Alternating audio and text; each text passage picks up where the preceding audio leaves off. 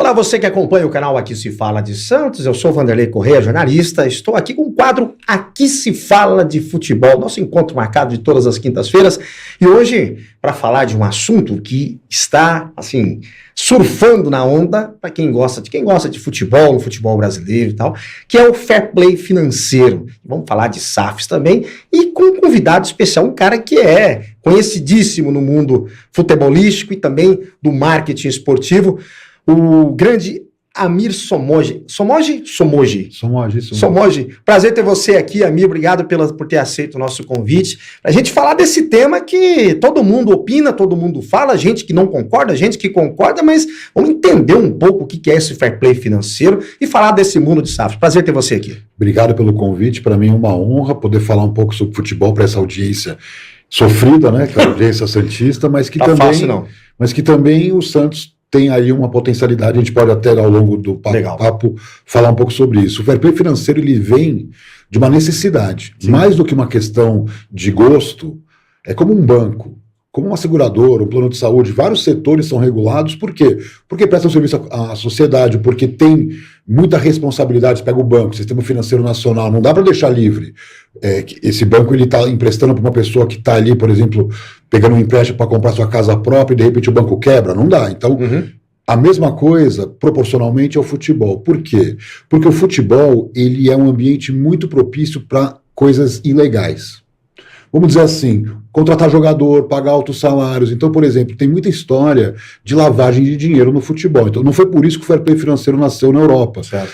Mas, ainda que não seja lavagem de dinheiro, quando um dono injeta recursos e não se preocupa com lucro, que é uma preocupação que todos têm que ter, porque qualquer ecossistema, indústria, não vai sobreviver até o momento que esse dono corte os investimentos. Então, isso aconteceu na Europa com o Manchester City, isso aconteceu na Europa com o Chelsea, isso aconteceu lá com o PSG, isso é um modelo empregado por magnatas mais preocupados em alavancar o negócio do que manter o equilíbrio. Então, esperar que o magnata, que tem bilhões, botar alguns milhões no clube, para ele não é problema. Então, é o sistema que tem que operar para que isso não aconteça. Então, a UEFA criou um sistema que, na minha opinião, para a época foi muito salutar, mas que hoje se mostra muito falho.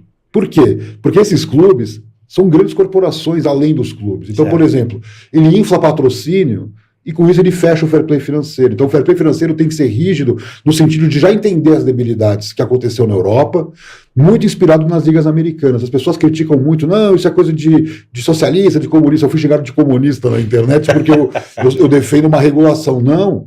As ligas americanas, que são muito reguladas, muito mais que as ligas europeias, elas são extremamente capitalistas. Os donos só querem saber de lucro, só pensam no crescimento econômico do negócio. Então não é socialismo pensar em regulação, é pensar num crescimento sustentável. Então o fair play financeiro ele tem como grande objetivo trazer esse tema, que é o seguinte, pegar o caso do Botafogo, que é o caso mais emblemático. Certo.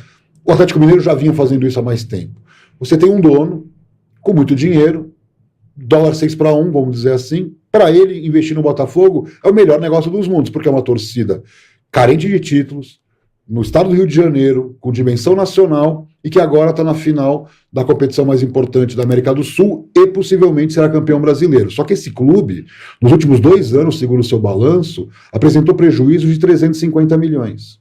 No mesmo período, o Atlético Paranaense teve lucros enormes, Flamengo, Fortaleza e tantos outros clubes tiveram uma administração austera, equilibrada, e não vão ser campeões. Então isso me remete muito aos tempos de Corinthians, que sonegava impostos, que não pagava ninguém e acabou sendo campeão. Depois o Cruzeiro, que notoriamente ficou conhecido como um clube. Então, o fair play financeiro não nasce da necessidade da SAF. É que com a SAF estão sendo criados mecanismos de crescimento que, na minha opinião, são impulsionados por um dinheiro externo do clube. Então, por exemplo, o Santos vai competir com o Botafogo, mas o Botafogo tem um dono botando dinheiro e o Santos está vivendo daquelas receitas ordinárias, vamos dizer assim. Sim. Não tem como ser campeão. Então, por que chama fair play financeiro? Para trazer equilíbrio desportivo. Então, resumindo, é uma regulação financeira que visa o equilíbrio esportivo que, no final das contas, trará mais campeões, mais possibilidade de outros times serem campeões e, principalmente, a sustentabilidade da indústria do futebol. Legal. Eu queria voltar um pouquinho um capítulo antes aí, porque você fala, é um mecanismo, né, que vai organizar, ou digamos assim, controlar, né, esses gastos exorbitantes, aquela coisa tal. Mas como eu vou controlar uma coisa que, por exemplo, hoje nós temos uma divisão de cotas para o Campeonato Brasileiro que é totalmente injusta.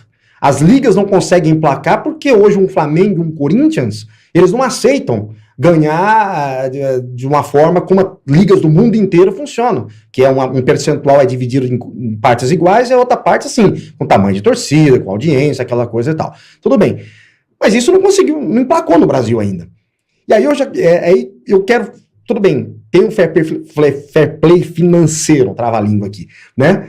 Para controlar uma coisa que uma coisa anterior não está controlada ainda. Ou seja, não está certo. Não é meio... Não tem um disparate aí?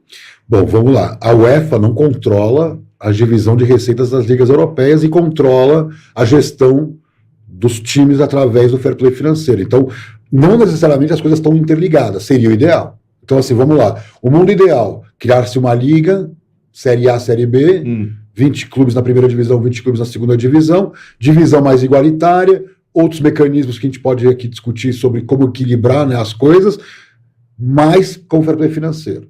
Vamos lá. Hoje nós não temos uma liga, temos duas. Então qual é a chance do Flamengo sentar na mesa com o Botafogo para negociar se eles nem participam do mesmo grupo econômico?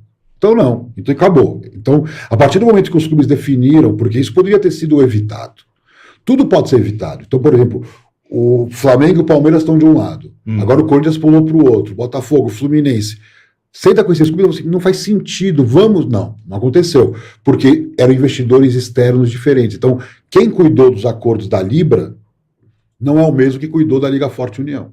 Então, é uma realidade, é uma jabuticaba, isso não existe no mundo inteiro. Quando eu converso com as pessoas ao redor do mundo, todas falam a mesma coisa, todas. Vai vender qual liga? Aí eu te pergunto, Atlético Paranaense, Inter, Botafogo, Fluminense, Flamengo, Palmeiras, São Paulo. Entendeu? Então, é muito complicado, porque claro que qualitativamente a Libra é muito mais potente, certo, em termos de audiência, em termos de marketing, de patrocínios, de potenciais títulos, porque a gente está vendo esse momento, que é um momento que Palmeiras e Flamengo vão dizer, não vão ser campeões, mas nós estamos falando de novo de clubes que têm uma injeção de recursos. Vou dizer o seguinte, tanto Atlético Mineiro quanto o Botafogo, finalistas da Libertadores, estão com dinheiro do investidor para pagar as contas. Então, o Abramovich fez isso. Então, isso não me assusta, porque isso não é novo no mundo do futebol. Sim. Só é novo para o Brasil, porque eu até publiquei no Instagram um dia desse, o pessoal ficou meio bravo, que é o modelo Vicente Mateus de gestão em 2024. Que não é difícil de você comparar. O que fazia o Vicente Mateus? Vamos supor que por paixão. Não vou dizer que ele ganhava dinheiro. Por pura paixão, ele queria ver o Corinthians cada vez mais forte, então ele botava dinheiro no bolso.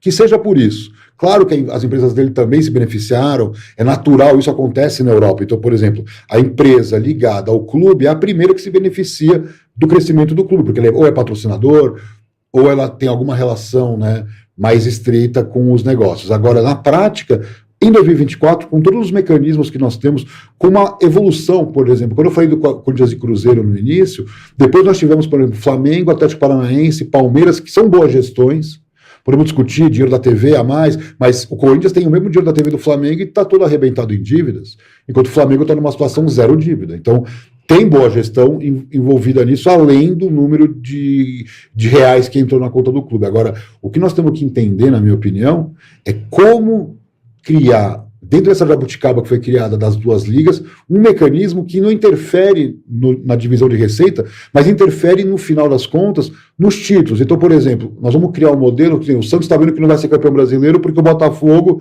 tem 200, 300 milhões de injeção. Vou procurar o meu magnata aqui para ele injetar também, e aí que vai acontecer? Uma corrida ao dinheiro externo, não se preocupando em crescer em marketing, não se preocupando em ampliar receitas de sócio, sem aumentar público no estádio, quer dizer, aí é muito fácil, todo mundo buscando seu investidor, todo mundo correndo atrás de um dinheiro externo, porque o próprio Atlético Mineiro teve isso. Sim. Quer dizer, o Atlético Mineiro, lá com os 4 R's, durante muito tempo, antes de virar SAF, e virou SAF institucionalizou o modelo, que é o modelo que? Mecenato no lugar de administração corporativa. Esse é um tema muito importante, nós vamos falar já, porque nós chegamos no minuto 10, e no minuto 10 a gente tem um minuto do Rei Pelé. Vamos ao minuto do Rei Pelé e a gente já volta.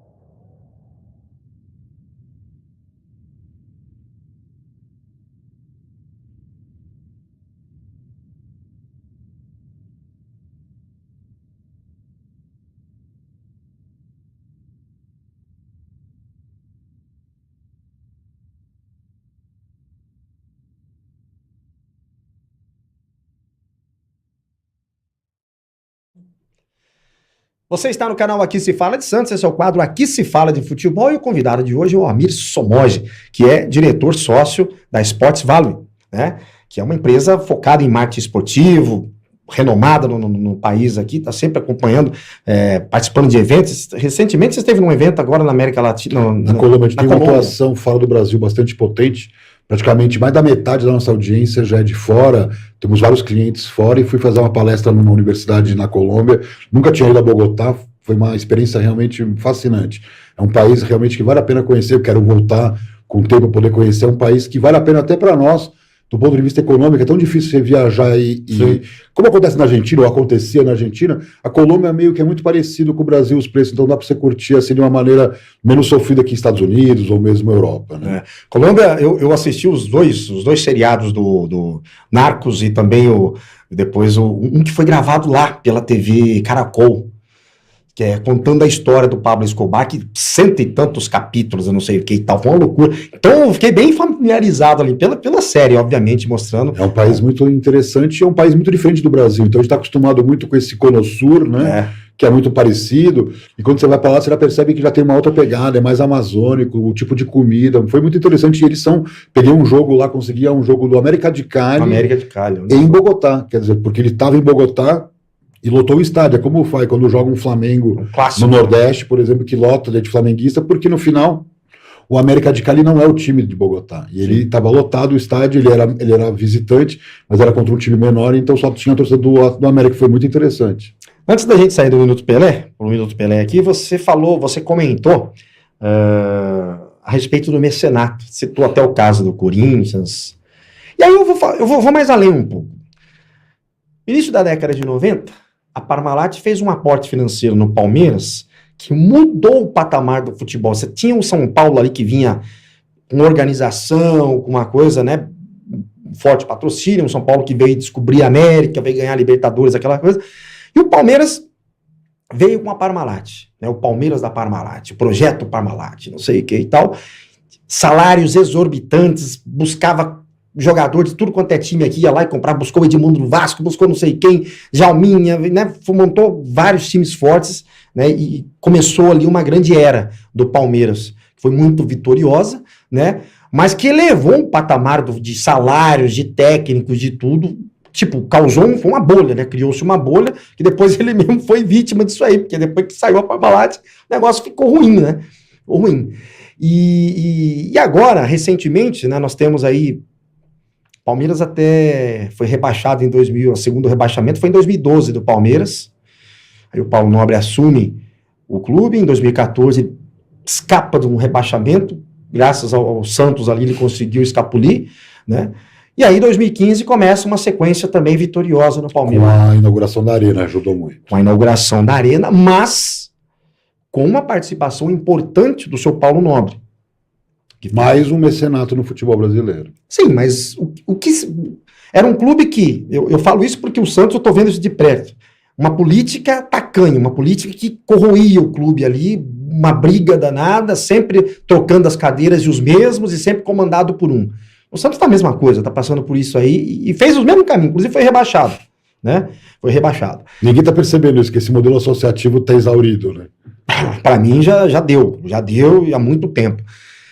Mas quando você, como que o clube que estava totalmente endividado como o Palmeiras, você fala, teve um mecenato? Teve. Foi investido uma grana ali para pagar as contas e tudo, pelo menos isso é o que falam, né? Deve ter outras histórias mais internas ali, você deve até saber também.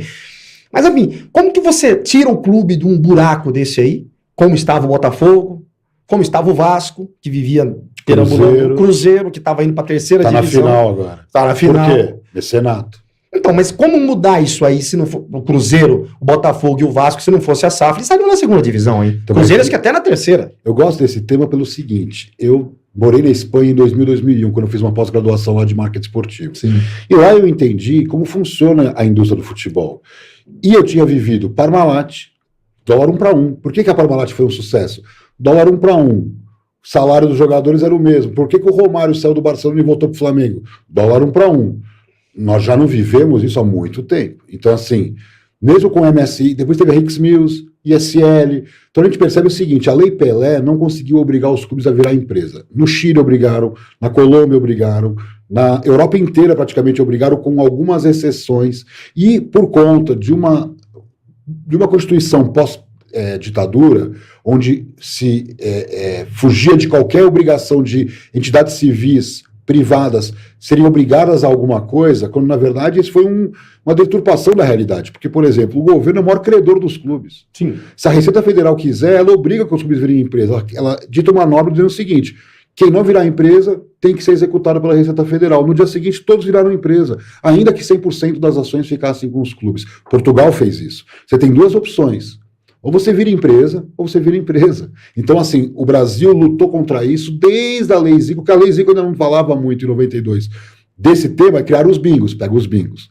Aí a Lei Pelé, entre várias questões, tivemos algumas melhoras. Por exemplo, a minha carreira de análise de balanço de clubes deve-se à Lei Pelé, que criou um artigo 46A que obriga os clubes a publicarem seus balanços todo dia 30 de abril de cada ano, ao padrão das sociedades anônimas. Isso está na lei. Então, em 2003, quando a lei entrou em vigor em sua plenitude, todos os clubes publicavam um balanço. Isso foi muito bom para a transparência. Então, esse é o lado que pegou.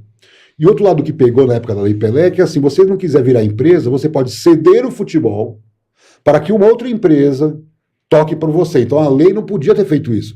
Se dá uma alternativa para o cara não virar empresa, ele vai fazer o quê? A parceria Parmalat, a ISL, a Rix Mills, que inicialmente parece um negócio muito bom, mas nenhum desses clubes se salvou depois de uma bancarrota ou econômica ou desportiva com rebaixamento, que é o caso, por exemplo, do Corinthians e antes do Palmeiras. Então, todos esses clubes que tiveram uma bonança, o dinheiro fácil, eu falo isso o tempo todo no exterior, qual é o problema do Brasil? Easy money.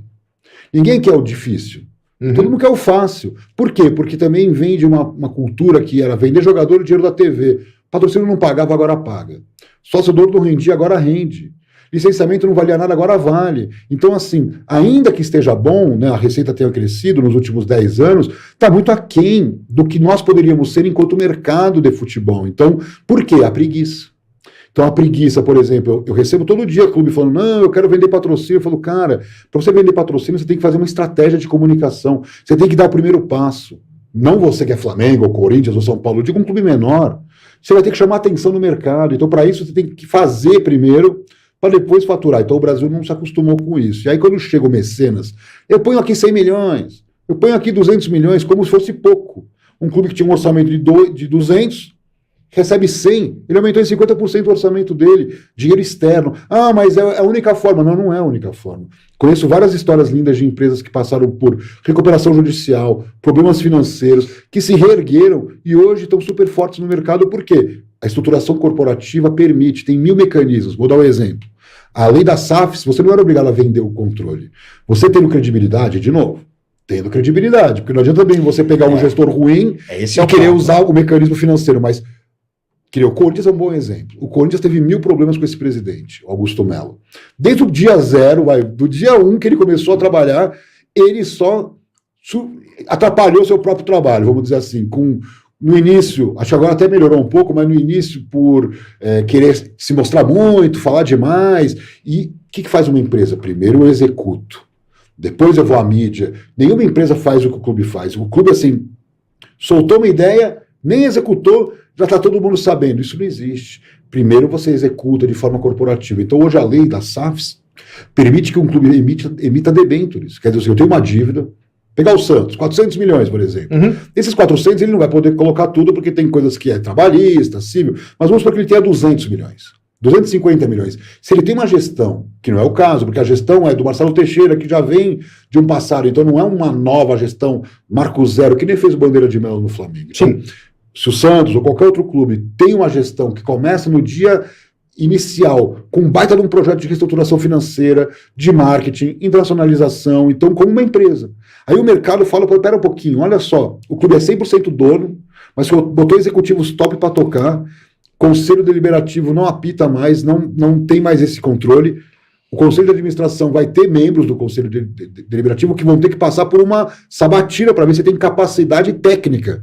Não é assim, mesmo entre as histórias do Laor, com os financistas, sempre tinha um grau de amizade no conselho de administração, e aí na hora do vamos ver, aqueles 2 votos, né, do Laor, Odílio, eu sempre que eu trabalhei, né, como consultor para o Santos em 2012, e eu vivi de muito perto a doença do Laor e a degringolagem de uma gestão que não funcionava como deveria, mas que colocou o Santos como o segundo clube brasileiro. O Santos, em 2011 e 12, era o segundo clube brasileiro em retorno de mídia, em receita de patrocínio. Não tinha Flamengo, não tinha São Paulo, não tinha Palmeiras, era Corinthians em primeiro, que tinha também, né, uma alavancagem por sonegação fiscal, que depois até foi descoberto, os balanços eram todos mentirosos, vamos dizer assim.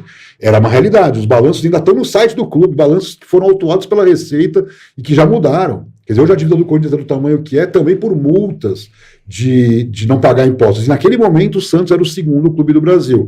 E dali foi uma degringolagem por N fatores. Não estou dizendo que o Lauro era o melhor presidente do mundo, mas ele tinha uma cabeça mais aberta a, por exemplo, o Neymar ter ficado, ganhou o título, aumentou a receita, depois o Neymar foi embora por um valor que podemos discutir que é irrisório, mas existia uma preocupação em tentar ganhar dinheiro, pelo menos. Então, eu acho que os clubes, eles preferem esse easy money. Então é muito mais fácil que o Mecenas me coloque aqui 200 milhões, que nem o Textor. Hoje o balanço do Botafogo, SAF, tem uma dívida enorme com o seu próprio controlador. Igualzinho o Paulo Nobre, só que numa escala um pouco maior.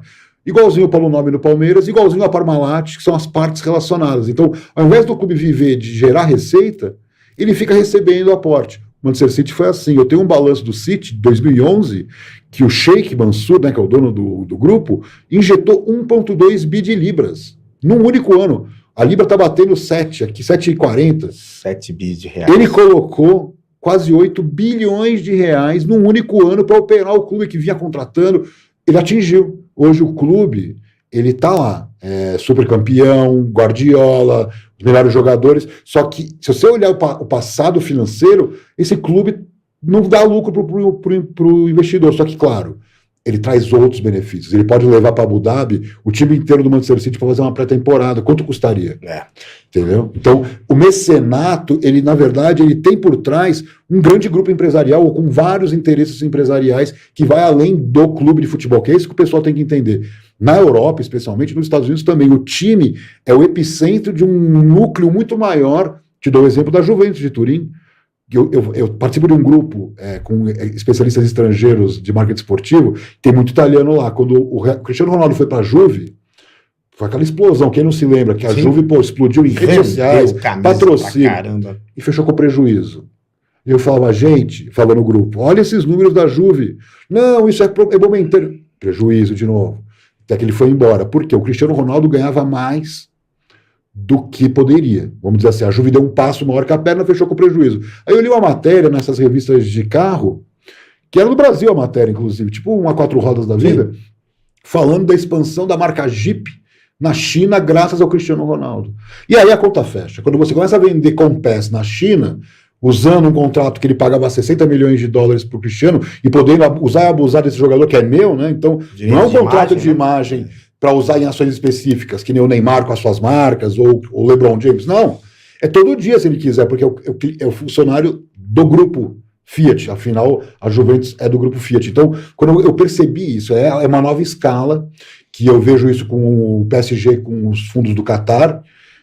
Para o Qatar, o PSG é estratégico. Então, o que me custa? Ele tem 400 bi, 500 bi de ativos. O que custa colocar 200 ou 300 milhões lá no início da operação? Então, é isso que está acontecendo no Brasil. Então, como a gente já tem essa análise, o mecenato, ele não traz resultado econômico para a indústria. Por quê? Ele não gera receita, como poderia.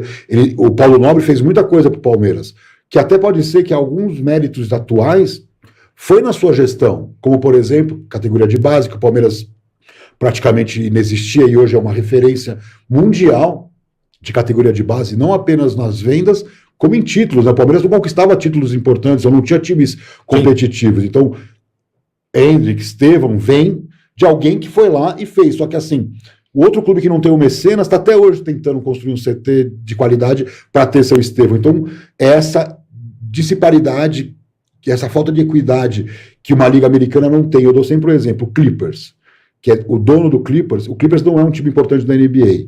foi até comprado faz uma década pelo um ex-executivo da Microsoft. Ele tem 100 bilhões de dólares de patrimônio. 100 bilhões. Então o Nobre, o Textor, o próprio Abramovich, são nada perto desse cara. E esse cara não pode colocar o dinheiro no time dele para ser campeão. Não pode, porque a Liga não permite. Tem uma estrutura de gestão da Liga que impossibilita que um dono rico faça o que bem entender. Então, pro nosso telespectador, que eu sei que tem dificuldade de falar, pô, qual é o problema de ter um dono rico colocando dinheiro? Bom, nas ligas que a gente mais valoriza, Bundesliga, Premier League, tem controles, porque senão o que acontece? Esses magnatas, o que eles querem? Ser campeão, ou por vaidade, ou por interesses econômicos, ou apenas porque o negócio depende, né, que é muito forte hoje, queimar capital. Mas o banco não pode queimar capital. O plano de saúde não pode queimar capital. Então, se você regula, você não permite que essa gastança desenfreada inviabilize o crescimento da indústria como um todo. Eu vejo que no Brasil nós tem um caminho muito longo a ser percorrido ainda nesse tempo. Primeiro, eu não vejo esse tipo de profissionalização no futebol se não for uma forma profissional em si. O Palmeiras pode não ser SAF no papel, mas ele tem uma estrutura profissional. E enquanto que clubes que têm modo associativo, aquela coisa que você falou, é o parente do amigo, do conselheiro que está trabalhando lá, nada contra, se o cara tiver competência para isso. Né? Se o cara tiver competência, não tem problema nenhum. Porém, tem um conflito de interesse. E no modelo associativo, isso acontece. No Santos acontece muito isso. Todos os clubes que têm eleições, por exemplo, que seja isso. Tem Flamengo, que é o maior modelo, ele pegou a lei do Profut, colocou dentro do estatuto do clube, tá tudo certo. Certo. Mas a cada 3 anos tem essa incerteza de eleições, já se sabe que tem uma briga política, aí começa isso, campanha com sócios, porque quem vota não é o torcedor de futebol. No caso do Flamengo, no caso do Fluminense, no caso do Corinthians, é o sócio do clube. Sócio do clube. Que muitas vezes é o dono de uma cadeira, tal. O Santos já é diferente. O Santos é o futebol. Então, para o Santos seria muito mais fácil dar esse passo de virar uma SAF organizada, dando respaldo através do seu sócio, que o sócio é maior que o conselho. Então, por exemplo, a democratização das eleições pode assegurar, de repente, para clubes como o Santos, eu falo para o Fluminense, os que não viraram SAF. Porque depois que você virar SAF, vou pegar o Botafogo, tá todo mundo feliz. Mas se o Textor tiver uma dor de barriga, pode acontecer, né? O Abramovich, por exemplo, foi obrigado a vender o Chelsea porque ele era parte integrante daquela discussão sobre Ucrânia e Rússia. Então, em algum momento, o seu magnata pode deixar de colocar dinheiro no seu clube. E aí? Você não criou estruturas, você não cresceu em receita, você está com gastos exorbitantes e sempre dependendo de ser extraordinário para sobreviver. Então, eu gosto muito do modelo corporativo onde a empresa passo a passo, cresce de forma organizada, e aí eu não tenho como não citar o Fortaleza, que é um clube do Nordeste, com menos torcida, por exemplo, metade dos torcedores do Fortaleza estão na classe CDE. Quer dizer, ele tem um percentual de torcedores da classe AB proporcionalmente muito pequeno em relação ao clube do Sudeste por questões óbvias, por questões de PIB per capita. Claro. E ele é onde ele está. Quer dizer, com um orçamento enxuto, com organização. É verdade que ele tem uma diferenciação em relação a todos os demais clubes, ele não foi ao banco crescer. Que esse é um ponto. Endividar é bom. Não quando você tem uma taxa de juros exorbitante. Sim. É bom quando você tem uma taxa de juros baixa. O caso do Fortaleza foi incrível. Ele cresceu fazendo receita. Venda de jogador, inclusive. Cresceu fazendo receita. O que aconteceu? Na hora que ele consegue um vice-campeonato de um campeonato internacional, ele não tinha que pagar nada para o banco. Era só a operação do seu dia a dia. Então, esse é o exemplo. Os indicadores do Fortaleza são excepcionais. Por quê?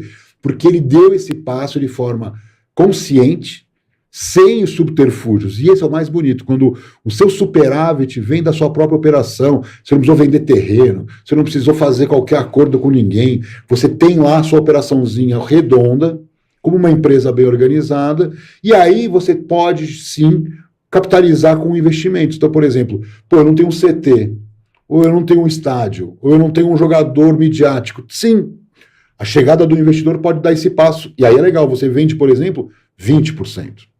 Então, o que eu defendo muito para o Brasil, que eu acho que é uma onda que não começou, mas que pode acontecer ainda, é parar de ter esses magnatas estranhos que querem botar dinheiro sem ter qualquer justificativa de lucro e começar a ter corporações.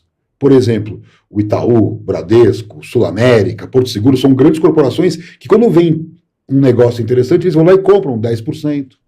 Eles têm uma cadeira no conselho, eles não estão na administração. Por exemplo, o Bradesco não entende nada de futebol. Como que ele vai administrar um clube de futebol? Não, ele está vendo que tem lucro, ele está vendo que é bem gerido, que é bom para o negócio dele, isso parece um sonho.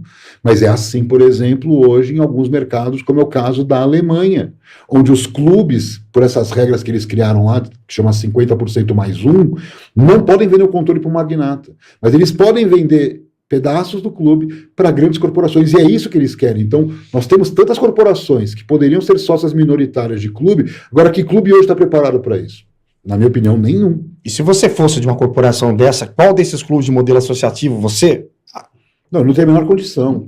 Não tem a menor condição. E tem muitas empresas grandes, por exemplo, teve o Sonda que transitou, teve a Parmalat, olha quantas corporações. Sim. E poderíamos ter muitas mais, só que num outro modelo, onde o clube é gerido como empresa. Por exemplo, o Grupo Itaú comprou 10% da empresa tal porque viu que a operação é boa, vai gerar lucro, valuation, né? Porque tem uma questão também. Os clubes estão subavaliados no Brasil. Pelas nossas análises de valuation, os clubes tinham que valer o dobro, ou mais.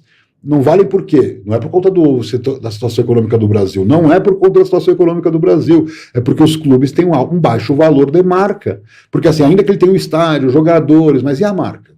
E a marca vale pouco, né? Perto do que tem de potencial. Eu volto, o Brasil, dos emergentes, como será que a China já não é um emergente tradicional, né? Já é um país dentre os mais ricos, o Brasil é o líder dos emergentes em mercado publicitário. Não há no mundo um mercado mais importante. Então, assim, você pode analisar México, Europa do Leste, Ásia. O Brasil é o maior mercado publicitário. O Brasil é uma potência. Mesmo com o dólar a 6, quase 6 para 1, comparativamente a mercados da Europa e da América do Sul, óbvio, nós somos líderes. O Brasil é 50% do mercado de transmissões da América do Sul. 50% de tudo que se movimenta fica no Brasil. A Liga Brasileira, né, a nossa análise mostra 1,8 bi de dólares de faturamento. Por exemplo, a Liga Colombiana, que eu acabei de voltar de lá, 36 clubes faturam 160 milhões de dólares. Então, assim, eles estão numa situação muito ruim. E nós, olhando, podíamos faturar quanto? 3 bi. Né? Como, por exemplo, uma Liga Italiana. Certo. Tá? Não dá para comparar com a Premier League, realmente. Mas a gente poderia dobrar de tamanho, vamos dizer assim, daria. Porque, na verdade, nós temos uma receita de mercado internacional que é zero. Nós temos clubes malemar explorando 4 ou 5 receitas, né, vamos dizer assim, lotaram os uniformes e impulsionados pelas bets. Vamos supor que amanhã cria-se uma norma que não vai mais poder ter patrocínio de bet, os números dos patrocínios já vão voltar para um patamar mais baixo. Então, a gente está vivendo essa grande ilusão de marketing esportivo ainda. Eu acho que a SAF, que a minha decepção com a SAF nesse momento, é que o que eu esperava? Tudo isso que eu acabei de falar. Marketing agressivo, mudança de paradigma, desenvolvimento de negócios, e o que a gente vê é o mecenato. Então, esse mecenato aconteceu na Europa. Ah, mas o Manchester City tem uma boa gestão de marketing. Claro que tem, mas não é esse o diferencial do clube. Foi a gastança desenfreada do dono. Então, não é algo novo. Então, a regulação, na minha opinião, ela vem para melhorar, para exigir mais, porque quando você regula, você cria normas que vão fazer com que o empreendedorismo, né, se mexa, saia da zona de conforto. Mas, por exemplo, se você pega o Manchester City, que você citou, e o próprio PSG. O PSG, cara, a gente ouviu falar do PSG quando o Raí foi jogar lá. Né? E já tiveram... mais recente o Ronaldinho Gaúcho, que foi pro Barça. O Ronaldinho Gaúcho, depois que foi pro Barça. Quando se falava em futebol francês, se falava do Lyon, do Olympique. Eram os times que você conhecia. Por exemplo, esse dia saiu uma pesquisa de torcidas do mundo, fizeram uma pesquisa com mais de 8 mil pessoas em todos os continentes. Né? O Manchester City é o primeiro ainda, né? Porque construiu essa marca, o United, desculpa, o City não, o United. Né? E o primeiro do Brasil é o Santos, eu vi. Não da América do Sul, que é o Boca Juniors. Eu vi. Que tá o Santos é o time citado brasileiro com mais torcida no mundo. Mais torcida no mundo. E não surpreende. E não surpreende. Agora, aí que tá. Aí você vem num ponto. O que o Santos faz com essa informação? O meu trabalho, até posso falar, era esse. E eu até fiquei chateado porque até num dado momento, recentemente, na época da pandemia, eu apresentei para a gestão do Rueda, não para ele, não, do Rueda ainda, sobre isso. Uhum. E eles meio que pegaram algumas coisas, tal, mas não me contrataram. Foi uma pena, porque na verdade eu sou a pessoa hoje que estudei durante mais tempo quais seriam os mecanismos de internacionalização do Santos. Eu até vou contar, o pessoal vai ficar chocado. Em 2012, O Neymar estava no Santos. Eu fiz uma reunião com o pessoal da Globo na época, que era dona do Brazilian Day, né, de Nova York. Pelé super saudável. A ideia qual que seria? Criar uma campanha mundial de lançamento da internacionalização do Santos no Brazilian Day, levando Pelé e Neymar com a camisa do Santos, e dali a nossa ideia, quer dizer, a ideia que eu propus, que ainda acredito que seja mais conveniente para o Santos ganhar uma relevância, é ele se apegar à sua história, mas trazer para o momento presente, fazer o seguinte: eu parei 2 guerras, sim, eu quero ser esse clube da paz, eu visto branco, Pelé e tudo mais. Então, existe um storytelling que já foi contado e que foi deturpado. Então, o Santos do Mundo que foi criado, ele, na verdade, inferiorizou toda essa potencialidade. Qual é o produto? Aí eu fui descobrir que tinha eu gosto desse cara, é o santista que fica na Noruega, que se coloca sempre à disposição, mas assim, a Noruega não é o epicentro do que nós precisamos, entendeu? Com todo respeito, a Noruega é um baita país, adoraria, nunca fui, adoraria conhecer, e teria o maior prazer de conhecer esse santista que é muito famoso, mas vamos pensar assim, não é a Noruega, entendeu? Então, tem várias nuances de um número como esse, que se você pegar e falar o seguinte: o Santos pode ser maior que o Boca, porque o Boca não teve o Pelé. Sim. Entendeu? E o Maradona, ele vai ser capitalizado não pelo Boca, mas vai ser capitalizado por todos os times que ele passou. E isso o Santos não tem que se preocupar. Só que agora o Pelé já não está mais aqui com a gente. Então, aquele momento eu sempre falava: Neymar tá jogando, Pelé tá saudável. Então, tem aquelas imagens que correram o mundo do Pelé e o Neymar na final da Libertadores do Pacaembu. Sim. Aquilo ali é do Santos. Não precisa pedir autorização pro Pelé, não precisa pedir autorização pro, como é que ele chama, o Joey Fraga, né? Não precisa pedir autorização pro Neymar, nem pro seu staff, porque TV Santos captou, e aquilo ali era, na minha opinião, o epicentro de toda a exploração comercial de escolinhas, né, que poderiam ser criadas, metodologia, né, do Rei Pelé, com a assinatura do Neymar, podia tudo. Depois ele ia embora, mas o Santos ficaria dono desses ativos. Então, foi criado até um trabalho que mais recentemente eu apresentei de streaming internacional, não para transmitir os jogos que ele não pode, não, outros conteúdos em vários idiomas. Por exemplo, hoje você vê muito forte nesses documentários. Sim. Então, o Santos tem um investimento, porque hoje é muito fácil isso. Difícil é investir no departamento de futebol. Não vai passar em nenhuma questão de compliance lá nos Estados Unidos. Agora, se for para explorar as imagens que vão ser geradas, por exemplo, documentários, pegar a edição de imagens, produtos especiais, aí você, por exemplo, começa a cobrar do mercado internacional isso que você acabou de falar. Quanto o Santos ganha? Olha, na nossa conta, dá para fazer, naquela época, 150 milhões de dólares por ano. Estamos falando num valor aí por baixo de 700 milhões, é o maior faturamento do clube hoje. Caramba! Só de mercado internacional. Então aquele clube que, por exemplo, qual era o meu sonho à época, quando eu vendi esse serviço e comecei a trabalhar? Que estava tudo muito organizado, que o Lauro ficou doente e acabou degringolando, mas o Santos ia aparecer nos rankings aqui no Brasil de rede social como top. Porque pensa o seguinte: o Flamengo tem muito mais torcida, 50 e tantos milhões de seguidores em redes. O Santos tem 10. Só que se o Santos tivesse 30 ou 40 no exterior, que é bem provável que isso aconteceria, com conteúdos em inglês, conteúdos em espanhol, conteúdos em japonês, em chinês, que é o que o Barcelona faz. Sim. E copiar ipsilíteros, o Barcelona, o Real Madrid, Manchester United. O Santos teria 30, 40 milhões a mais de torcedores, ele teria mais torcida fora do que no Brasil. Eu falei: nossa, Mir, mas isso é impossível. Não, não é. O Barcelona tem 7 milhões e meio, 8 milhões de torcedores na Espanha. Ele é metade do Real Madrid na Espanha. E ele compete em igual proporção para ter lá seus 200, 300 milhões de torcedores no mundo. Quer dizer, o Barcelona é muito mais um time de fora da Espanha do que da Espanha. E o Santos poderia ser algo parecido, porque não dependeria do mercado publicitário brasileiro, marca global, ganhando em dólar, usando a sua história, vendendo camisa. Que nem... Quantas pessoas têm camisa do Lakers no Brasil? Milhares. Quantas jogam basquete? Quase nenhuma. Compram porque acha bonito, porque é fashion, porque... E a NBA está preocupada se comprou para jogar, ou se comprou para torcer, ou se comprou porque gosta, comprou. Então, o Santos entraria nesse mundo. E esse mundo vai se fechando porque, quer queira, quer não, a morte do Pelé, na minha opinião, que era uma nova chance do Santos se posicionar, e acho que o enterro do Pelé foi muito marcante, né? O presidente da FIFA veio para o enterro do Pelé, né? E tinha cara aqui no Brasil que não foi no enterro do Pelé. Então, assim... É meio estranho, né? Pensar que o mundo vangloria algo que nem nós estamos dando o valor devido ao que vale, realmente, né? O Pelé, eu costumo dizer que a morte do Pelé, ela mostrou para muita gente no Brasil, parte da imprensa, inclusive, mostrou quem que é o Pelé. Eu recebi mensagem do LinkedIn com gente de fora, jovens, né? Pessoas que não estão conectados com o Pelé, e eu fiz um post, né, na época, na verdade eu fiz um estudo, e eu coloquei, como ele tinha acabado de falecer, eu coloquei na última página um tributo ao Pelé, dizendo tudo o que eu pensava dele, e muitos jovens me procuraram, não, agora que eu estou tendo ideia do tamanho do Pelé. Isso aconteceu com o Michael, proporcionalmente aconteceu com o Michael Jordan, com essa série Last Dance, que explodiu, né, de um nível, porque são jovens que assistem. Vamos lá, eu tenho 49 anos, eu assisti, mas o número de jovens de 18 a 25, 30 anos que assistiu é muito maior. E esse jovem era LeBron James, Kobe Bryant, e de repente eu vou, não, pera um pouquinho, esse cara era um monstro.